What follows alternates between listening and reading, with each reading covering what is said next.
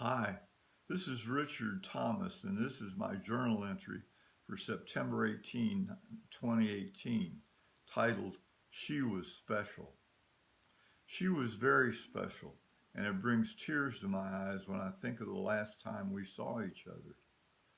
I was revisiting my home in Congdon Street in Providence, Rhode Island, and as I got out of the car, she spotted me from the street corner 100 feet away. She came running to me when she saw me and threw herself into my arms. All the memories we shared came flooding back, our walks together, the affection my three sons had for her. I had not seen her in years, and the emotions that flooded my heart surprised me. I had not seen her for a long time, and at that moment, I realized how much I had missed her. I have to admit that our relationship did not begin well. No one would say it was love at first sight. Far from it, at least not from my point of view. My three sons and I were walking down Thayer Street after buying ice cream cones, and she began following us.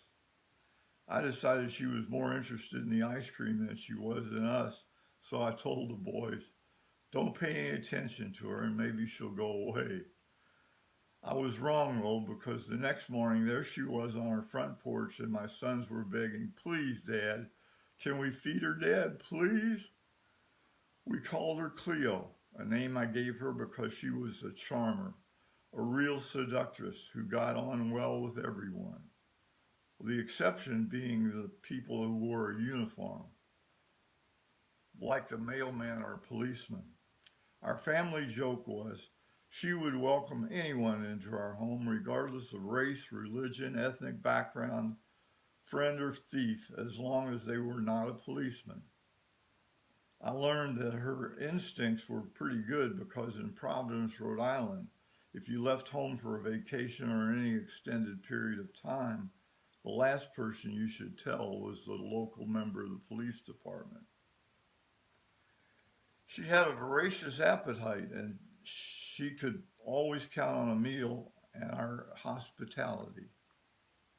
She began to gain weight, and we were somewhat surprised when we realized that she was pregnant. We decided that her interest in our family came from her need for shelter, food, and who would look after her because she was knew that she was pregnant, and that's when she adopted us.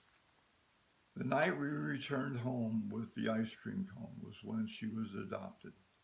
Months later, I was at work and I got a call from Sharon, my wife at the time, saying, "Richard, you've got to come home right now." "Why?" I asked. "Because Cleo is giving birth." I rushed home to time to witness the miracle, the birth of not one, but 12 adorable puppies. As they arrived about 5 or 10 minutes apart, Cleo cut the umbilical cord with her teeth, cleaned up the afterbirth, and nuzzled them gently into nursing position. It was her first litter, but she was a loving, caring mother who handled the multiple births like a pro. As she looked up at me with those big brown eyes, I felt so proud of her. Each puppy was quite different in color and breed.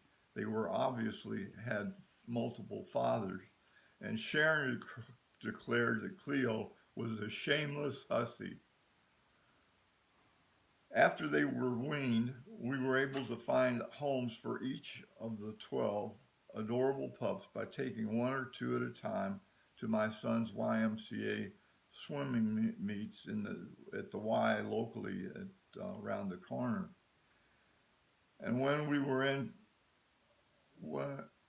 when we went for walks, Cleo was much too independent to be on a leash, and Providence had a leash law, but we always told people that she was under verbal command most of the time.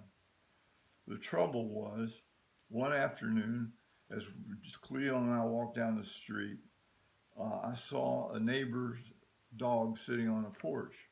Now, we had walked by that porch many times before, and that dog was always on a leash, well secured. And as we got closer, I noticed that there was no leash on the dog, and I thought, this is going to be interesting.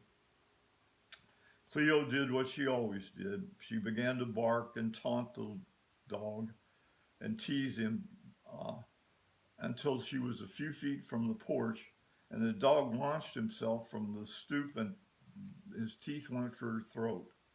Cleo was caught off guard and was yelping and howling, and for a moment I thought she might be killed.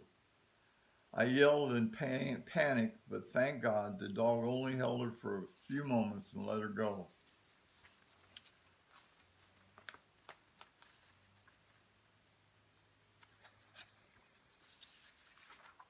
Truth be told, I thought, she got her comeuppance. And that was just one of many memories I had of my friend and faithful companion, Cleo.